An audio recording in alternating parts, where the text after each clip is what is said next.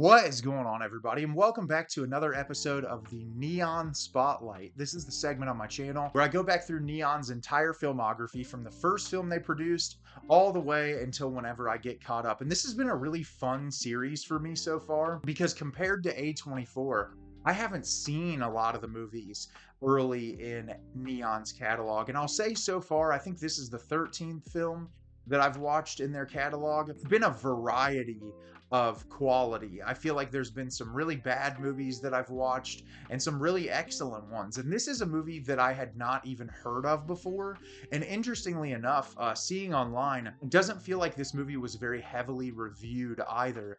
And it's interesting because when the movie came up, it said, aside with Neon, that it was also co-produced by MoviePass, which I thought was really interesting. Was not expecting that when I watched the movie at the beginning. But like I said, went into this relatively blind, didn't know much about it at all, and the movie I'm going to be telling you about today is Monsters and Men. Monsters and Men is directed by Reinaldo Marcus Green. After capturing an illegal act of police violence on his cell phone, a Brooklyn street hustler sets off a series of events that alter the lives of a local police officer and a star high school athlete. So, like I said, I knew nothing about this movie before I went into it other than the brief plot description that I read, and I was interested because of what the movie was about. And unfortunately, this movie is not very good, and I think that that's why it's not being talked about as much as something like this probably should have been, because I feel like what the movie is trying to convey here is so incredibly poignant and important, and I think this is subject matter that needs to be discussed and explored, but it almost feels like in moments it's too safe. It's like almost afraid to fully explore the subject that it's trying to tackle, and it feels like it's just kind of playing around with these really hard-hitting ideas that need to be discussed.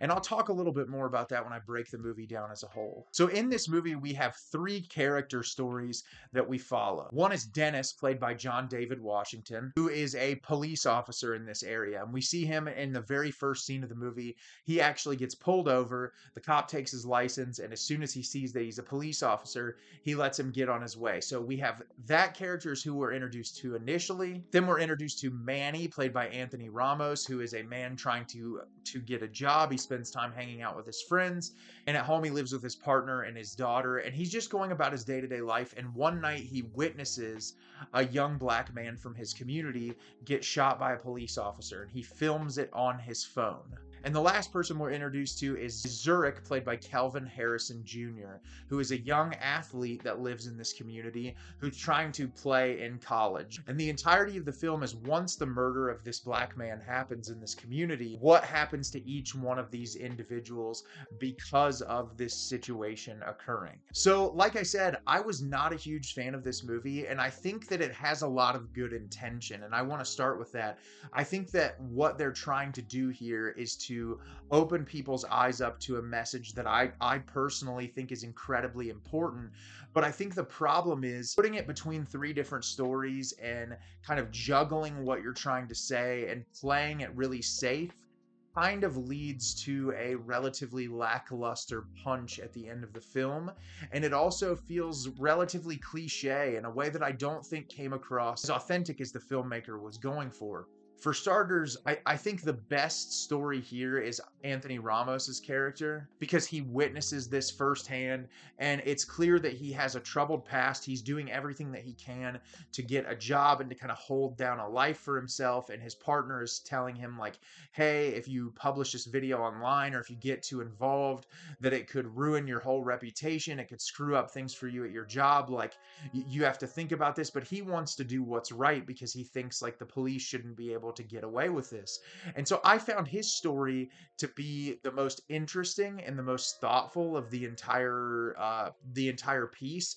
We're with it for such a short amount of time. It never feels like you get to sit with any of it. It feels like it's just there and gone, and then you're on to the next thing, which jumps into John David Washington's character, who is a police officer. And that whole element of the film feels so much like not all police are bad guys, which is like, I understand understand when you're trying to talk about people can't just be boiled down to one thing.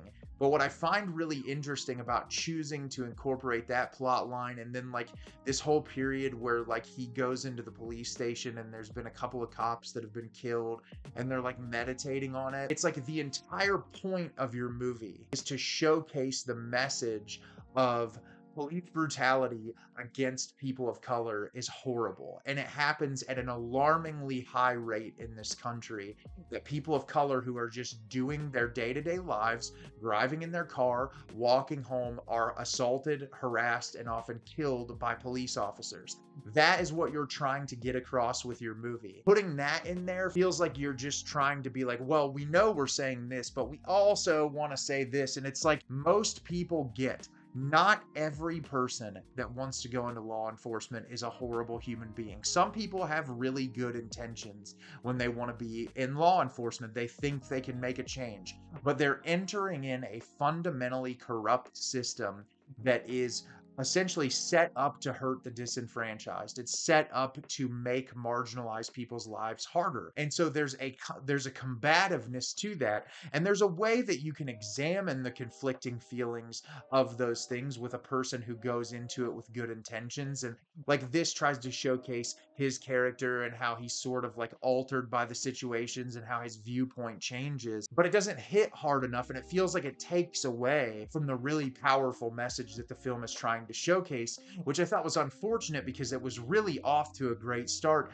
and then that plot line kind of like staggered it a bit. And then when we get into the young athletes, it felt like it completely fell flat for me because his plot, you're just so non-concerned with it because he's not even really a part of the main issue. It's like he comes into contact with the police at the very first scene of his sort of introduction to his part of the movie, and then it's just more like his struggle and his want for activism, but also being afraid to speak out as far as the activism is concerned because of him going into sports and worrying about how that could impact him. And I think that's also on its own a very important subject to discuss, because as someone like me who's huge into sports, I watch a lot of sporting events. I think athletes, professional athletes, using their voice to speak up against injustices, I think it's a very important thing. I think so many athletes come from places that they worked so hard to get out of, and I think like the fact that a lot of them are often looked down upon horribly or treated terribly solely because they speak up about something that's important to them, I think it's really silly, and it's awful that people are horrible to them solely because they're voicing an opinion about like people in their community being unnecessarily harmed for no reason whatsoever. And so you have three varying ideas here that all sort of can culminate to one space. But the problem is because you're with each one of them for such a short amount of time, this movie's like barely over an hour and a half. None of them sticks hard enough. And that's what I think the director wanted. He wanted this to be really heavy hitting and really hard hitting. And when it ended, I was like, I didn't feel much of anything. And these are issues that I'm incredibly passionate about. And I think that they're incredibly important, that they're tackled head on. But like juggling it as much as this movie does, it just doesn't feel like it's concise enough to hit with a general audience. And I wonder if that's why this movie was pushed under the rug. It also like, it's not shot relatively well. I didn't think that it looked very great. The performances are all okay. I wasn't necessarily completely and totally enamored by someone's performance. And so I think all of those elements coming together when you're trying to convey such a hard-hitting and poignant message that's so relevant to our current cultural landscape and how many people are still impacted by police brutality and unnecessary violence towards marginalized groups. I was just hoping this movie would really speak volumes and be something incredibly powerful. And instead, I just left feeling like it fumbled a lot. And that's unfortunate because there's a heck of a lot of talent involved in this. I just wish it would have been a lot better. So if you've seen Monsters and Men, did you love it? Did you hate it? Leave me a comment down below and let me know what you thought. I thought this movie was very underwhelming despite the incredibly important subject matter that this film is trying to tackle.